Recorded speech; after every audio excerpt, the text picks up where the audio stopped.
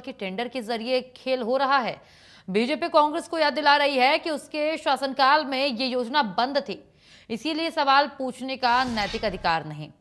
वहीं कांग्रेस का दावा है कि टेंडर की शर्तें बदल करके एक खास कंपनी को फायदा पहुंचाया जा रहा है, जो पूरे मामले में बड़े घोटाले की बू भी आ रही है। सवाल सिर्फ जूते का नहीं, सवाल ये भी है कि क्या चरण पादुका योजना जन कल्याण की योजना है या फिर टेंडर की सियासत का नया मैदान। चरण पादुका योजना के टेंडर पर हाईकोर्ट की रोक के बाद मुख्यमंत्री विष्णुदेव साय ने कहा है कि सरकार पूरे मामले को आज संज्ञान ले रही है। मुख्यमंत्री ने कहा है कि पिछली कांग्रेस सरकार में ये योजना बंद कर दी गई थी, लेकिन भाजपा सरकार ने इसे फिर से शुरू कर दिया है। उनका कहना है कि कानूनी प्रक्रिया पूरी होने के बाद योजना नियमित रूप से जारी रहेगी और हर साल पात्र हितग्राहियों को इसका लाभ भी मिलता रहेगा। वहीं बीजेपी विधायक अजय चंद्राकर ने कांग्रेस के आरोपों को राजनीतिक करार दिया है। उन्होंने कहा है कि जिस कांग्रेस ने अपने शासनकाल में चरण पादुका योजना बंद कर दी थी, आज वही इस पर सवाल उठा रही है। कोई अधिकार नहीं है उनको सवाल उठाने का। भाजपा का कहना है कि कांग्रेस को हर सरकारी योजना में भ्रष्टाचार ही दिखाई देता है, जबकि सरकार आदिवासियों के हित में पारदर्शिता के साथ काम कर रही है।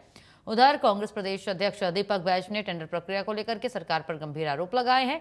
उनका कहना है कि पिछले साल कम दर वाली कंपनी को नजरअंदाज करके अधिक दर वाली कंपनी को फायदा पहुंचाया गया और इस बार वॉकिंग शूज की जगह सेफ्टी शूज खरीदे जा रहे हैं, जिनकी तेंदुपत्ता संग्राहकों को जरूरत ही नहीं। बैज ने दावा किया कि कांग्रेस सरकार के समय हितग्राहियों के खाते में सीधे राशि भेजी जाती थी ताकि वो अपनी पसंद से सही साइज के जूते खरीद सकें। कांग्रेस ने आरोप लगाया कि टेंडर की शर्तें बदलकर एक खास कंपनी को लाभ पहुंचाने की कोशिश की जा रही है और पूरे मामले की निष्पक्ष जांच होनी चाहिए, जो कि नहीं हो रही है। तो सबसे बड़ा सवाल तो यही है कि क्या चरण पादुका योजना आदिवासियों के हित की योजना है या टेंडर की राजनीति का नया अखाड़ा। क्या हाईकोर्ट की रोक सिर्फ तकनीकी मामला है या टेंडर प्रक्रिया पर गंभीर सवालों का संकेत।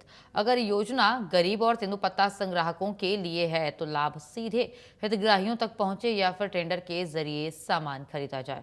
और सबसे बड़ा सवाल, क्या चरण पादुका योजना पर राजनीति हो रही है या राजनीति के नाम पर असली मुद्दे दबाए जा रहे हैं। इससे पर होगी आज की हमारी बड़ी बहस और हमारे साथ खास मेहमान भी जुड़ रहे हैं।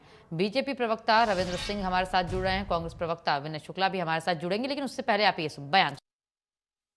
पूरी तरह से बंद थी 5 साल, हम लोग सरकार में आए हैं तो फिर से शुरू किए हैं और अब लगातार हर साल देंगे। सरकार में हमने पिछले समय भी कहा, घोटाले का सिलसिला सीरियल किलर की तरह चल रहा है। हम बोलते हैं पिक्चरों में या बाकी जब साधारण शब्दों में बोलते हैं सीरियल किलर, लेकिन ये सीरियल किलर नहीं, ये सीरियल घोटाला चल रहा है। हमने पिछले दिन भी कहा था कि लगातार टेंडरों में सरकार घोटाला कर रही है। एक तरफ अब आया नया मामला कि अब तेंदुपत्ता खरीदी के टेंडर में घोटाला। ऐसा है, कांग्रेस ने चरण पादुका योजना बंद कर दी थी, वो उसकी समर्थक नहीं है, इसलिए उसको हर कदम में भ्रष्टाचार दिखेगा। उसको जिस योजना के वो समर्थक नहीं थे, उसमें बात करने का अधिकार नहीं है उनको।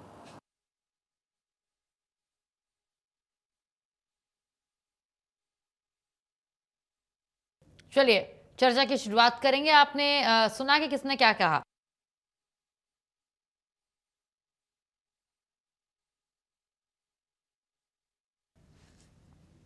और चर्चा की शुरुआत करेंगे। आप दोनों का स्वागत है इंडिया न्यूज मध्य प्रदेश छत्तीसगढ़ पर और बड़ी बहस में भी। सबसे पहले बीजेपी प्रवक्ता हैं रविंद्र सिंह जी, मैं उनका रुख करना चाहूंगी। रविंद्र जी, क्या है ये योजना?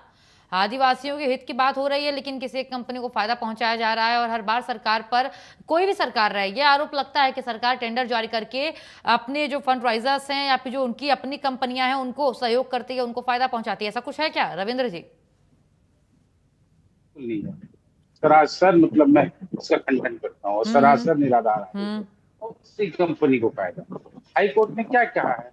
इंडस्ट्रियल सेफ्टी शूज मत दीजिए, बस इतने तो कहा है उन्होंने। न उन्होंने इस पे भ्रष्टाचार माना है, न किसी एक कंपनी को फायदा देना है। फिर कांग्रेस कौन सा दिव्य दृष्टि प्राप्त कर लेती है कि उसको दूर से दिखाई देता है, तो मुझे समझ में नहीं आता। ये योजना है ही बहुत अच्छी। आदिवासियों को कांटों से, कंकड़ों से, पत्थर जो उनके पैर में चुभते हैं, खतरनाक सांप बिच्छू से बचाने का प्रयास है। 50 करोड़ का तो टेंडर है और कम से कम 12,40,000 आदिवासी परिवारों को देना है। ये तो हम आदिवासी के हित के लिए सोचते हैं। कांग्रेस तो इतनी असंवेदनशील कि उनकी सरकार आई 2019 में, उन्होंने बंद कर दिया और कहा कि 8 नंबर के जूते और 9 नंबर के एक पैर में जूते दिए जाते थे। यदि हम देते थे तो आप सुधार लेते ना, पैर को थोड़ी काट देते, दोनों को 8 नंबर का एक दे देते भैया।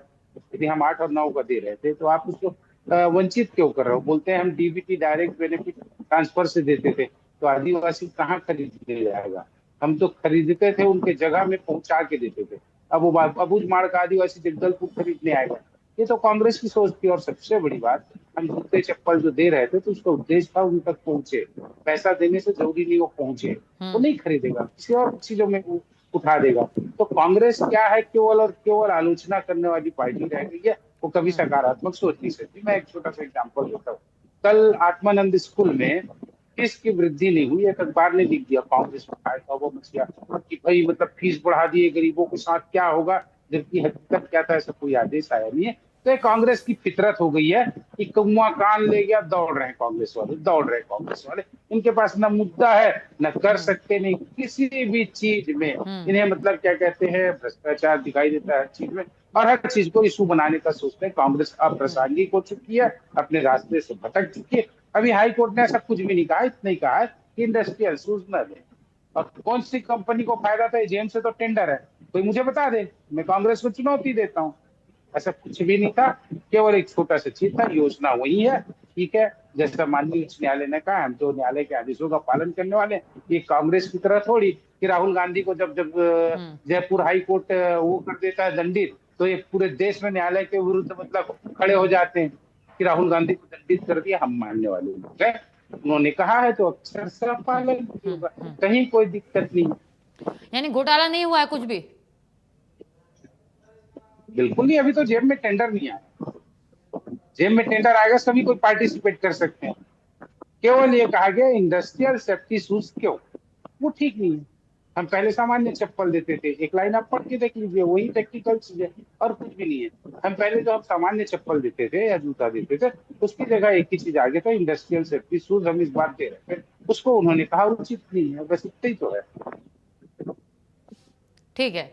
विनय शुक्ला जी, देखिए साफ तौर पर बीजेपी और उनके प्रवक्ता इस चीज को मना भी कर रहे हैं। रविंद्र जी को आपने सुना भी किस तरीके से वो मना कर रहे हैं, क्या कहेंगे आप? और किस आधार पर कांग्रेस ये आरोप लगा रही है, वो आधार बता दीजिए। देखिए, सबसे पहले तो आपके दर्शकों को और साथी पैनलिस्ट को नमस्कार करता हूँ जी। बड़ा विडंबना है कि भारतीय जनता पार्टी बहुत छोटी बात को और बहुत बड़ी बात को छोटी बता देते हैं। अब चंदा चोरी ये करते हैं और बोलते हैं कि हमने कोई किया नहीं। देखिए, मैं आपसे 2 मिनट लूंगा और उसमें बात बताना चाहता हूँ कि जो ये प्रक्रिया है, देखिए 50 करोड़ का इन्होंने एक फंड रखा है जूते चप्पल के लिए, और ये 2005 में रमन सिंह जी ने लागू किया था। हमारे आज आदिवासी भाइयों को 12,40,000 लोगों को ये बांटना है। 13 साल उन्होंने भ्रष्टाचार किया। इसके बाद अभी कांग्रेस की सरकार आई तो उन्होंने कहा कि हमारे नेता जैसे बताए कि सीधे खाते में दे देते थे कि आप अपने हिसाब से चप्पल जूते ले लीजिए। देखिए, इनका रेट है 311-300 रुपए का रेट है।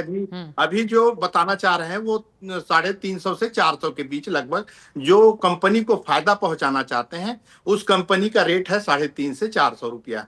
मैं आपको ये बता दूं, 50 करोड़ में अगर 300 रुपए के भाव से अगर अपन जूते भी खरीदते हैं तो 36 करोड़ रुपया होता है, और 14 करोड़ जो बचते हैं इनके कमीशन के भ्रष्टाचार का एक उजागर करता है। छोटी सी बात बता रहा हूं आपको। देखिए, ये अपने जो कंपनी को देना चाहते हैं इसका ये रेशियो बताया आपको, छोटा सा उदाहरण।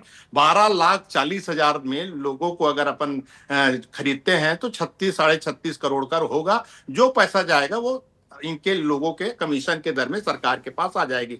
ये भ्रष्टाचार का बहुत बड़ा उदाहरण है। जिस प्रकार हमारे साथी प्रवक्ता बता रहे थे कि हाई कोर्ट ने तो बस इतना ही मना किया कि सेफ्टी जूते पे। देखिए, हाई कोर्ट ने इसलिए मना किया है कि यहाँ गड़बड़ी चालू थी और जो पुराने कंपनी थे उन्होंने ये आवेदन लगाया और उसके लिए हाई कोर्ट ने रोकने का आदेश दिया।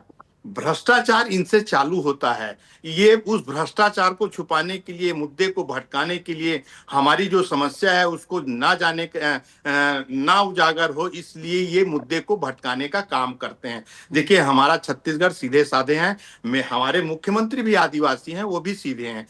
क्योंकि आदिवासियों को ठगने का काम भारतीय जनता पार्टी कर रही है, ये जायज बात नहीं है। अपनी कमियों को उजागर ना हो, अपनी कमियों को छुपाने के लिए तरह तरह की बातें करते हैं। अभी वर्तमान में कई टेंडर हुए हैं, उस सारे टेंडर में गड़बड़ी पाई गई है। वो निजी अपने मन चाहे कंपनी को देने का काम करती है भारतीय जनता पार्टी, और फिर बाद में कहती है कि कांग्रेस में विपक्ष में बैठे तो उनको क्या लेना देना। देखिए, विपक्ष में बैठे हैं, जमीनी स्तर की मुद्दा को उठाना हमारा काम है। वर्तमान समय में विपक्ष की भूमिका निभाना हमारा काम है। सरकार में अभी नहीं है, सरकार को आईना दिखाना हमारा काम है।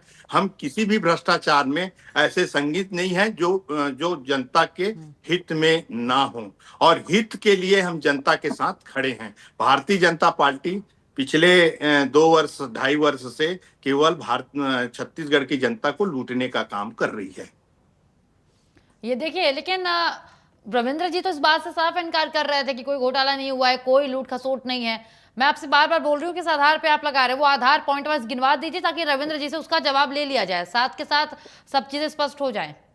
विनय जी, देखिए, मैं आपको फिर से बता रहा हूँ, 13 वर्ष से जब डॉक्टर रमन सिंह की सरकार ने ये योजना लाई, योजना बहुत अच्छी है। आदिवासी को सोचने के लिए, कि आदिवासी के हित में बात करने के लिए योजना बहुत अच्छी है। लेकिन 13 वर्ष में डॉक्टर रमन सिंह के भी सरकार में यहाँ भ्रष्टाचार हुए।